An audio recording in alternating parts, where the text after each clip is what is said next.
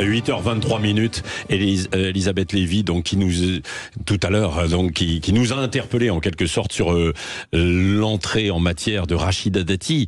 Il y a une autre entrée en matière qui n'a pas été quand même très brillante ce week-end, c'est le moins qu'on puisse dire, parce que c'est Amélie Oudéa Castéra, la ministre des Sports et de l'Éducation nationale, sur ses explications un peu embrouillées sur le fait que ses enfants soient dans le privé, à Stanislas, à Paris, et non pas dans le public. Est-ce qu'on pose cette question ce matin, selon vous, est-ce qu'elle peut obtenir la confiance des syndicats dans le monde de l'enseignement? Après ce qu'elle a dit, et elle s'est mise à dos ces syndicats, Éric Revel.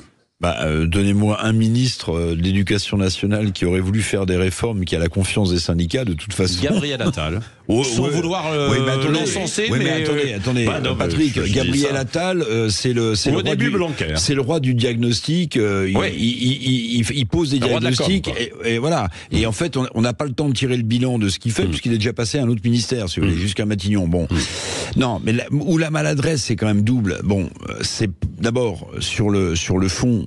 Pardon, mais quand Amélie Oudéa Castéra utilise l'argument de dire il manquait des profs dans le public, dont j'ai mis mon enfant Vincent, l'aîné, dans le privé. Oui, mais le problème, madame, c'est que vous condamnez la politique de l'éducation nationale mise en place par Attal, par les ministres de l'éducation des gouvernements Macron qui vous ont succédé. Donc en fait, vous attirez l'attention sur l'échec des ministères de l'éducation nationale précédents. Puis autre chose, ce que révèle Libé, je sais pas si c'est vrai ou pas, mais Libé a l'air de dire qu'en fait, ils ont vérifié auprès de l'école publique en question où était scolarisé l'un des enfants de madame Oudéa Castéra, et visiblement, c'est pas la raison pour laquelle il a quitté. Il ne manquait pas d'enseignants. Non, il ne manquait pas d'enseignants, visiblement. Je ne sais pas si c'est vrai ou pas. Donc, alors, peut-être que Madame Chabot va nous dire que c'est un sparadrap qui va lui coller aux pattes pendant longtemps. J'en sais rien. Ce qui est étonnant, c'est qu'elle savait parfaitement que cette question lui serait posée, puisqu'il y avait des révélations dans Mediapart, et que le jeu habituel dès qu'un ministre de l'Éducation est nommé, c'est de savoir où scolarise-t-il ses enfants. Papendiaï avait eu le même problème, puisque ses enfants étaient scolarisés à l'école alsacienne. Luc Ferry, François Bayrou, Jean-Michel Blanquer, bien sûr. Donc ça, c'est quelque chose effectivement auquel il faut être préparé. Donc visiblement, elle était préparée avec l'envie de dire mais je vais vous expliquer ce qui s'est passé. Seulement, effectivement, il manquait une phrase et vous avez fait tout à fait allusion, parce qu'une des priorités de Gabriel Attal, c'était justement de mettre un prof en face de chaque élève. Donc de résoudre ce problème du non-remplacement des profs absents.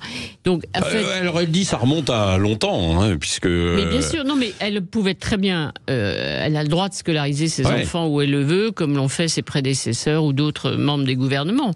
Après, la grosse bêtise, c'est de ne pas avoir dit « Je comprends donc la difficulté des parents ». Et nous sommes, et Gabriel Attal, bien entendu, a été l'un des premiers à dire qu'il fallait traiter d'urgence ce sujet. C'est ça qui manque dans sa réponse et qui pose effectivement un problème. Qui interpelle en fait beaucoup le grand public, parce que le grand public se dit oui, ils nous disent de mettre nos enfants dans l'école publique, etc. Et on sait que beaucoup, dès qu'ils le peuvent, ils vont dans les meilleures écoles ou dans le privé, y compris d'ailleurs aussi des gens de gauche. Mais là, qui ne sont pas forcément. Vous avez vu, et c'est là la faute de com. Pardon, Patrick. Mais c'est ça la faute de com, parce qu'on lui a dit tu te mets du côté des parents. Et tu vas dire, lui on sans doute dit ses conseillers, comme les parents, il manque des profs, donc on va dans le privé, c'est la raison pour laquelle... Bon, ok, donc elle s'adresse au plus grand nombre, c'est-à-dire aux parents. Sauf que quand on est ministre, d'accord, il faut s'adresser aux parents, mais il faut penser qu'on est aussi ministre des enseignements. Et comme elle voit aujourd'hui les syndicats d'enseignants, on va voir comment elle s'en sort. Non mais vous avez raison, Patrick, l'hypocrisie aussi des élites de gauche. Monsieur Jérôme Gage, vous savez, l'ancien patron du département de l'Essonne, socialiste, bon teint, donnant des leçons à la terre entière, le Saint-Just de ce qui reste du Parti socialiste, il s'est fait rattraper par la patrouille, vous avez vu? C'est-à-dire qu'on lui pose la question, il dit non mais c'est un scandale, la ministre de l'Éducation mettant ses enfants dans l'école privée, puis la journaliste lui dit, et vous alors votre fils? Ah non mais moi c'est récent, il est récemment dans une école privée où il était dans une école privée. Non mais attendez, mais en plus ce n'est pas interdit. Ce n'est pas interdit. Mais c'est donneur de leçons si à gauche, ça va. Bon, encore un mot. Emmanuel Macron a dit l'autre jour, aurait dit, lors du Conseil des ministres, allez-y, soyez des révolutionnaires. Des soldats de l'an 2. Ouais. C'est ce qu'il a dit, non? Oui, vous avez bien compris ça. C'est révolutionnaire. Alors, mais en même temps, il leur a dit, bon, il faut faire les choses dans l'ordre, etc. Donc, c'est un peu contradictoire. Enfin, c'est dur en même temps, quoi, non? Ouais. Enfin, bon, est-ce que quelqu'un... Alors, on va écouter, il donne une conférence de presse demain, le président de la République, à 20h30, 21h, je sais plus. Bon, 20h15, oui. 20h15, le grand film. Juste pendant les 20h, bon, très bien. Il va nous parler de la nation, paraît-il, vous voyez. Donc, Emmanuel Macron, après s'être pris pour un philosophe et un grand politique, se prend maintenant pour Ernest Renan. Il va nous faire un nouveau discours sur la nation. Mais franchement, tout ça est usé. Enfin, Arlette Chabot, tout ça est usé. Arlette Chabot, qu'est-ce que vous en pensez? Ce choix aussi de cet horaire, vous qui suivez les conférences de presse des présidents, 20h15. Parce que généralement, c'est l'après-midi, parce qu'on sauve les programmes de prime time des chaînes généralistes. Oui, mais c'est pas bête, finalement, de se dire, je fais ça au moment où il y a plus de monde devant la télé. Elle va être retransmise que sur les chaînes info, cette conf de presse. Non, je pense que les chaînes généralistes... Les généralistes vont être... vraisemblablement. France Télévisions. En tout cas, France Télévisions, évidemment, parce que c'est la chaîne du service public, retour à la conversation précédente. Donc, ce que je trouve intéressant, c'est que les soldats de l'an 2 qui sauvent la Révolution, vous savez, c'était le titre du livre d'Emmanuel Macron en 2016. Pour 2017, pour sa campagne, effectivement, la Révolution.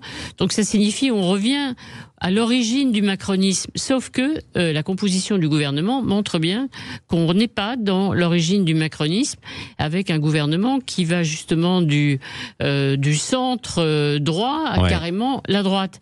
Donc il y a une évolution du macronisme, un peu de gauche, non mais très peu.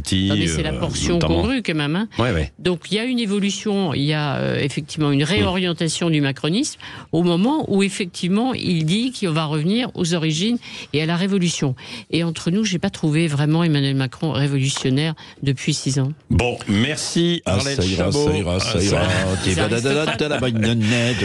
Éric Revel, Arlette Chabot et tout à l'heure aussi Elisabeth Lévy. Dans un instant, Jean-Jacques Bourdin qui va poser toutes les questions qui fâchent à Sylvain Maillard. C'est le patron du groupe Renaissance à l'Assemblée. Et vous pourrez réagir à 0826 300 300 à propos d'Amélie Oudéa-Castéra, de Macron le révolutionnaire, et puis de tous les autres sujets dans l'actualité, comme par exemple sur Nordal Lelandais aussi. Peut-être que vous avez envie de revenir effectivement au sujet. Il est devenu papa tout en étant en prison, bien sûr. Il a eu énormément de rapports sexuels avec beaucoup de femmes depuis qu'il est emprisonné. Alors c'est pas complètement illégal, sauf qu'il y a quand même, ça pose quand même beaucoup de questions et de problèmes. Et puis évidemment pour les familles c'est indécent, bien sûr, c'est insupportable. 8h31.